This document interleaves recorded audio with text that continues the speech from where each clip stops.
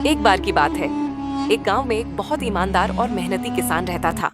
रामू एक ईमानदार और बहुत महंगा किसान था। उसका गांव हरियतपुर कहलाता था। पूरे इलाके की शहरत थी। लोग कहते थे कि रामू की फसल सबसे अच्छी होती है, लेकिन उसकी सब्जियां और अनाज दूसरे किसानों के मुकाबले में काफी महंगे होते हैं। कुछ लोग उसकी तारीफ करते थे, जबकि कुछ लोग उसे जरूरत से ज्यादा महंगा समझते था। उसने अपने वालिद से खेती बाड़ी के तमाम तरीके सीखे थे। उसके वालिद हमेशा उसे नसीहत करते थे। बेटा, फसल उगाना आसान है, लेकिन ईमानदारी बरकरार रखना सबसे मुश्किल काम है। रामू बचपन ही से मेहनती था। रामू ने ये बात दिल में बसा ली और पूरी जिंदगी इस पर अमल किया। वक्त गुजरता गया और रामू ने अपने खेतों की जिम्मेदारी संभाल ली। वो कभी भी नुकसान दह केमिकल या जाली खाद इस्तेमाल नहीं करता था। वो सिर्फ कुदरती खाद और साफ पानी से फसल लगाता था। इसी वजह से इसकी पैदावार न सिर्फ खूबसूरत नजर आती थी, बल्कि जायके में भी बेहतरीन होती थी। जब दूसरे किसान अपनी सब्जियां कम कीमत पर बेचते थे, तो रामू इनसे दोगुनी कीमत मांगता था। एक दिन गांव का ताजिर मोहन उसके पास आया और बोला, रामू, तुम्हारी सब्जियां इतनी महंगी क्यों हैं? अगर कीमत कम कर दो तो ज्यादा लोग खरीदेंगे।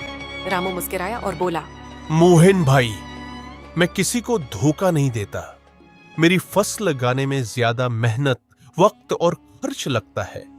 मैं जो कीमत लेता हूँ वो उसी मेहनत का हक है। मोहन खामोश हो गया, लेकिन उसे रामू की बात पूरी तरह समझ न आई। कुछ दिन बाद इलाके में एक बड़ा मेला लगा। आसपास के देहात के किसान अपनी पैदावार फरोख्त करने आए।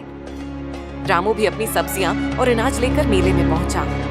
शुरू में लोग सस्ती दुकानों की तरफ जा रहे थे। रामू की दुकान पर बहुत कम खरीदार आते थे। एक आदमी ने पूछा, तुम्हारे टमाटर इतने महंगे क्यों हैं?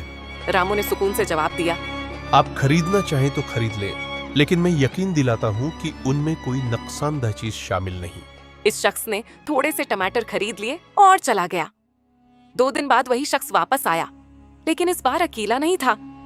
इसके साथ कई और लोग भी थे। वो खुशी से बोला, रामू, तुम्हारे टमाटर बहुत लजीज थे। मेरे घर वालों को बहुत पसंद आए। आज मैं मजीद खरीदने आया हूँ। ये बात आहिस्ता आहिस्ता फैलने लगी। लोग रामू की फसल की असल कदर समझने लगे, मगर गांव के कुछ किसान उससे हसद करने लगे। उनमें एक किसान कालू भी था। कालू जल्दी मुनाफा कमाना चाहता था और सस्ती मगर नुकसानदेह दवाएं इस्तेमाल करता था। एक दिन उसने अपने साथियों से कहा, अगर रामू इसी तरह कामयाब होता रहा तो हमारे ग्राहक कम हो जाएंगे। हमें कुछ करना होगा। उन्होंने रामू के खिलाफ अफवाहें फैलाना शुरू कर दी। गांव में ये बात फैलाई गई कि रामू अपनी फसल में कोई खुफिया दवा इस्तेमाल करता है। कुछ लोग उन बातों पर यकीन करने लगे। जब रामू को इस बात का इल्म हुआ, तो उसके दोस्त श्याम ने कहा, तुम पंचायत में शिकायत क्यों नहीं करते? रामू ने मुस्कुराते हुए जवाब दिया, सच को खुद को साबित करने में वक्त लगता है। मैं घबराऊंगा नहीं। चंद हफ्तों बाद जिला के जूरी अफसरान गांव में मुआयना करने आए। उन्होंने तमाम किसानों के खेतों की जांच की। जब रामू के खेतों का मुआयना हुआ, तो मालूम हुआ कि इसकी पूरी काश्त कुदरती और महफूज तरीके से की जा रही है, जबकि कई दूसरे किसानों के खेतों में नुकसानदेह केमिकल इस्तेमाल हो रहे थे। पंचायत के सामने रिपोर्ट पेश की गई। अफसर ने ऐलान किया, रामू इस इलाके का सबसे ईमानदार किसान है। इसकी खेती दूसरों के लिए मिसाल है। ये सुनकर पूरे गांव ने तालियां बजाईं।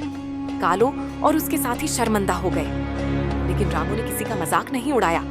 उसने कहा, गलती हर इंसान से हो सकती है। बहुत से किसानों ने ये बात सुनकर पुरानी आदतें छोड़ने का फैसला किया। वक्त गुजरता गया और रामू की शहरत दूर दूर तक फैल गई। शहरों के बड़े ताजिर भी उससे राब्ता करने लगे। एक दिन एक बड़ी कंपनी ने उसे पेशकश की। कंपनी के नुमाइंदे ने कहा, हम आपकी सारी फसल खरीदना चाहते हैं और इसके बदले आपको बहुत ज्यादा रकम देंगे। रामू ने पूछा, क्या मेरी फसल मेरे नाम से फरोख्त होगी? नुमाइंदे ने जवाब दिया, नहीं, हम उसे अपने ब्रांड के नाम से फरोख्त करेंगे। रामू ने फौरन इनकार कर दिया। नुमाइंदा हैरान होकर बोला, इतना बड़ा मौके क्यों छोड़ रहे हो? रामू ने जवाब दिया, मैं दौलत कमा सकता हूँ, लेकिन अपनी पहचान और ईमानदारी खोकर नहीं। ये बात सुनकर लोगों की इज्जत उसके लिए और भी बढ़ गई। चंद साल बाद इलाके में शदीद खुराक की किल्लत आ गई। बहुत से किसानों की फसलें तबाह हो गई और लोग माली मुश्किलात का शिकार हो गए। रामू ने अपने गोदाम के दरवाजे खोल दिए। उसने जरूरतमंद किसानों को बीज और अनाज उधार देना शुरू कर दिया। लोगों ने कहा, हम अभी पैसे वापस नहीं दे सकेंगे। रामू ने जवाब दिया, फिक्र न करो, जब हालात बेहतर हो जाएं तब दे देना। इसकी मदद से कई खानदान भूख और परेशानी से बच गए। जब बारिशें दोबारा हुईं और फसलें अगने लगें, तो ज्यादातर किसानों ने उसका कर्ज वापस कर दिया। कुछ लोग फिर भी रकम वापस न कर सके। रामू ने उनसे कहा, अगर तुम वाकई मजबूर हो तो फिक्र न करो, मेहनत जारी रखो। उसकी सखावत और इंसानियत देखकर उसने सबके दिल जीत लिए। एक दिन जिली इंतजामिया ने इलाके के बेहतरीन किसान के लिए इनाम का ऐलान किया। ज्यादातर लोगों ने रामू का नाम तजवीज किया। तकरीबी इनामात में अफसर ने कहा, रामू सिर्फ एक कामयाब किसान नहीं बल्कि ईमानदारी, मेहनत और इंसानियत की जिंदा मिसाल है। रामू को बेहतरीन किसान का अवार्ड दिया गया। पूरा गांव खुशी से झूम उठा।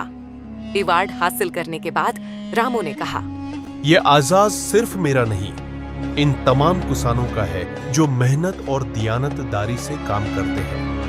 खेती सिर्फ कारोबार नहीं बल्कि लोगों की जिंदगियों की जिम्मेदारी भी है। उसकी बात सुनकर हर शख्स मुतासिर हुआ।